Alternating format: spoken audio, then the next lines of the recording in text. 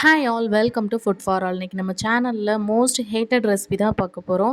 வேறு எதுவும் இல்லைங்க, உப்புமா தான் பார்க்க போகிறோம். வாங்க எப்படி பண்ணுறதுன்னு பார்க்கலாம். ஃபஸ்ட்டு அதுக்கு ஒரு கடாயில் ஒரு ஸ்பூன் நெய் விட்டுக்கலாம். நெய் விட்டுட்டு நான் இன்றைக்கி 1 டம்ளர் ரவை எடுத்திருக்கேன். இது தாராளமாக 2 பேர் சாப்பிட்லாம். இதை நல்லா அந்த நெய்யில் வறுத்து எடுத்துக்கலாம்.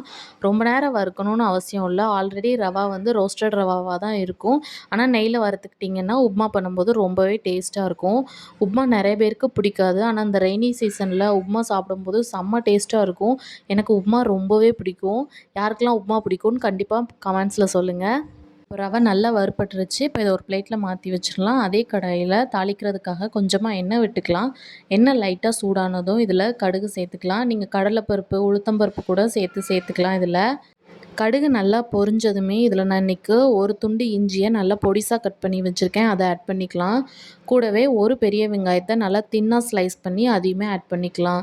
வெங்காயம் நல்லா வதங்கினதுக்கப்புறமா அதில் ஒரு பச்சை மிளகா, கூடவே நான் இன்றைக்கி கேரட் பொடிசாக துருவி வச்சுருக்கேன், அதையும் சேர்த்துக்கலாம். நீங்கள் பீன்ஸ் வேணாலும் சேர்த்துக்கலாம், டேஸ்ட் நல்லாயிருக்கும். இப்போ இது எல்லாத்தையுமே நல்லா ஒரு முறை மிக்ஸ் பண்ணிடலாம். ரொம்ப நேரம் காய் வந்துட்டு ஃபுல்லாக வேகணும்னு அவசியம் இல்லை, கொஞ்சம் க்ரன்ச்சியாக இருந்தாலும் நல்லா தான் இருக்கும். இப்போ காய் லைட்டாக வதங்கினதுக்கப்புறமா நம்ம உப்புமாக்கு தேவையான தண்ணி சேர்த்துடலாம். நான் இன்றைக்கி 2.5 டம்ளர் தண்ணி சேர்த்துருக்கேன். 3 டம்ளர் தண்ணி சேர்த்திங்கன்னா நல்லா ஒரு மாதிரி குழஞ்சிருக்கும். 2 டம்ளர் சேர்த்திங்கன்னா நல்லா உதிரி உதிரியாக இருக்கும். இப்போ தண்ணி நல்லா கொதிக்கணும். இந்த ஸ்டேஜ்லேயே உப்பெல்லாம் சரி பார்த்துருங்க.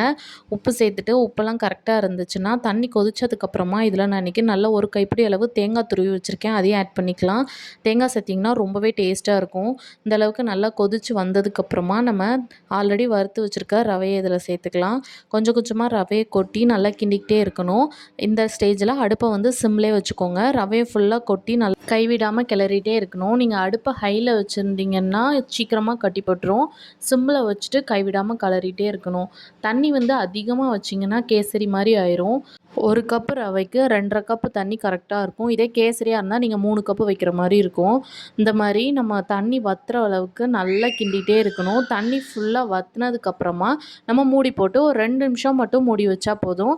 உப்புமா நல்ல உதிரி உதிரியாக சூப்பராக இருக்கும். உப்புமா இந்தளவுக்கு உதிரி உதிரியாக வந்துடும். நீங்கள் கருவேப்பிலை தூவி இறக்கிக்கலாம். நல்ல மழை நேரத்தில் இந்த மாதிரி உப்புமா சுட சுட கிண்டி கூடவே கருப்பட்டி காஃபி இல்லை பிளாக் டீ போட்டு குடிச்சிங்கன்னா அவ்வளோ டேஸ்ட்டாக இருக்கும். கண்டிப்பாக செஞ்சு பார்த்துட்டு கமெண்ட்ஸில் சொல்லுங்கள்.